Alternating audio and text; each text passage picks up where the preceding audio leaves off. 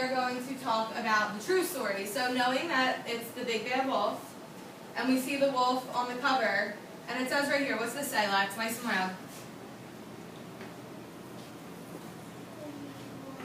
Right, so this was written by the wolf. So what do we think this story is going to tell us that's different from the real story?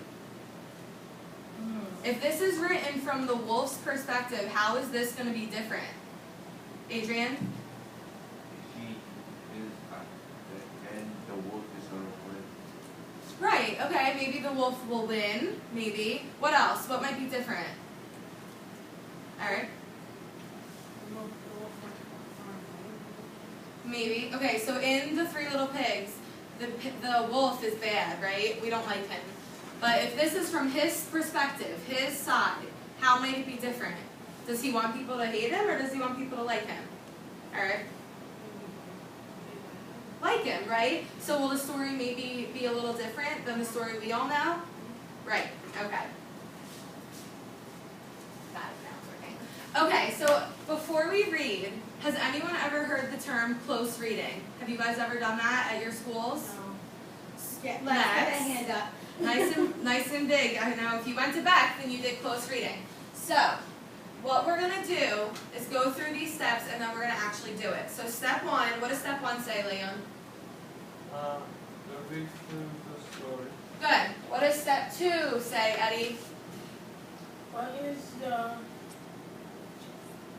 Gist. gist or main idea? So has anyone heard the word gist? It's kind of like, what's the overall picture? What's the main idea? You all know what main idea is, right? Right. So first we're going to read through, then we're going to have a conversation, then the second time we're going to read the story again, trying to pinpoint the things from step two. So what does this say? Step three. Janice, can you read this for us, please, nice and loud? Read the story This. time we This. with the great Gist. gist in Excellent. Good. We're going to reread the story, but this time we're going to have the main idea in our minds, okay? Alright, so we are going to read the true story of the Three Little Pigs, okay? I'm going to come around, there's some pictures. Everyone's got to pay attention because I'm going to ask you some questions after, okay? Everybody knows the story of the Three Little Pigs, or at least they think they do. But I'll let you in on a little secret. Nobody knows the real story because nobody has ever heard my side. I'm the wolf, Alexander T. Wolf. You can call me Al. I don't know how this whole big bad wolf thing got started, but it's all wrong. Maybe it's because of our diet. Hey, it's not my fault that wolves eat cute little animals like bunnies, sheep, and pigs. That's just the way we are. If cheeseburgers were cute, folks would probably think that you were big and bad too. It's funny, right? Never thought about it like that. But like I was saying, the big bad wolf thing is all wrong. The real story is about a sneeze and a cup of sugar. This is the real story. Way back in Once Upon a Time, I was making a birthday cake for my dear old granny. I had a terrible sneezing cold. I ran out of sugar. So I walked down the street to ask my neighbor for a cup of sugar. Now this neighbor was a pig, and he wasn't too bright either.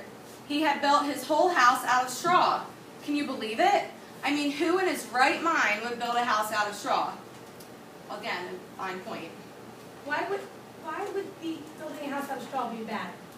Why is that not a good idea? It was a big tomato like Even a big tomato could knock you down. A big tomato definitely. Not might very be. sturdy, right? So of course, the minute I knocked on the door, like Janet said, it fell right in. I didn't want to just walk into someone's house, so I called, little pig, are you in? No answer. I was just about to go home without the cup of sugar for my dear old granny's birthday cake. That's when my nose started to itch. I felt a sneeze coming on. So I huffed and I snuffed. And I sneezed a great sneeze. And you know what? The whole darn straw house fell down, and right in the middle of the pile of straw was the first little pig, dead as a doornail. He had been home the whole time. It seemed like a shame to leave a perfectly good ham dinner lying there in the straw, so I ate it up, Liam. Think of it as a big cheeseburger just lying there. Well, where's the line at? The what? Where's the line? No, lying there, Oh. like laying down. So I was feeling a little better, but I still didn't have my cup of sugar. So I went to the next neighbor's house. The neighbor was the first little pig's brother. He was a little smarter, but not much. He had built his house of sticks. So we're getting a little sturdier, but still not too good, right?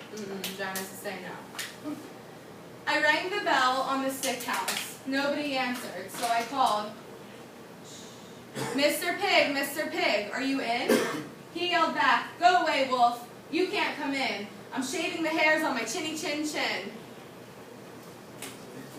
I had just grabbed the doorknob and I felt another sneeze coming. So I huffed and I snuffed, and I tried to cover my mouth, but I sneezed a great sneeze. And you're not going to believe it, but this guy's house fell down just like his brother's. When the dust cleared, there was the second little pig, dead as a doornail, Wolf's honor. Now, you know food will spoil if you just leave it out in the open, so I did the only thing there was to do. I had dinner again. Think of it as a second helping. I was getting awfully full, but my cold was feeling a little better. And I still didn't have that cup of sugar for my dear old granny's birthday cake. Liam, you watching? So I went to the next house. This guy was the first and second little pig's brothers. He must have been the brains of the family because he had built his house of bricks. I knocked on the brick house. No answer. I called, Mr. Pig, are you in? And do you know what that rude little porker answered? Get out of here, Wolf. Don't bother me again. Pretty rude. Talk about impolite. He probably had a whole sack full of sugar, and he wouldn't give me even one little cup for my dear, sweet old granny's birthday cake. What a pig. I was just about to go home and maybe make a nice birthday card instead of a cake when I felt my cold coming on. I huffed and I snuffed and I sneezed once again. Then the third little pig yelled, and your old granny can sit on a pin. Now, I'm usually a pretty calm fellow, but when somebody talks about my granny like that, I go a little crazy. When the cops drove up, of course I was trying to break down this pig's door, and the whole time I was huffing and puffing and sneezing and making a real scene. The rest, as they say, is history. The news reporter found out about the two pigs I had for dinner. They figured a sick guy going to borrow a cup of sugar did not sound very exciting. So they jazzed up the story with all of that huff and puff and blow your house down, and they made me the big bad wolf. That's it, the real story. I was framed. But maybe you could loan me a cup of sugar. Where is he? In jail. All right. So that is the true story. He went to jail because he ate the pigs. No. What's jail? Like beyond scarce, like. Yes, like beyond Like that, scarce. yes. Exactly. All right. Now we're going to do step 2. So you guys are all really good listeners. I want to ask you some of these questions. So what do you think the author wants us to know? Why did this story get written? What was the purpose? Elijah? That wolf was blowing his house down. Right, that's what happened. But why do you think the author wrote this book? We already know the story of the 3 little pigs. Liam, sit up. But why was this book written? Janice? So you could know the real tale of the fox. Excellent.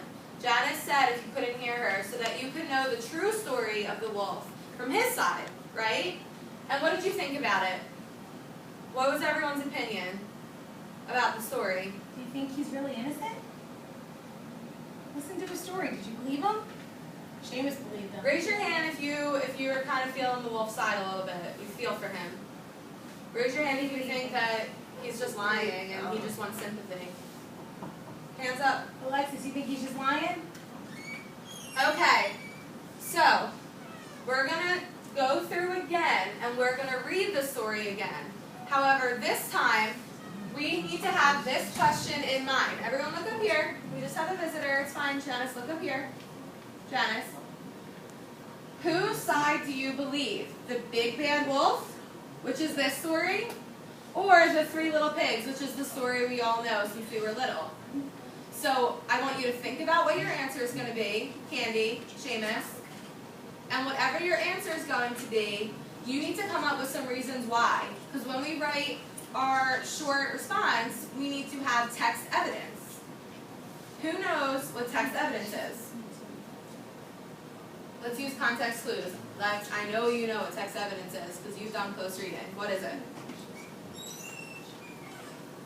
Here's the text. So what's the evidence?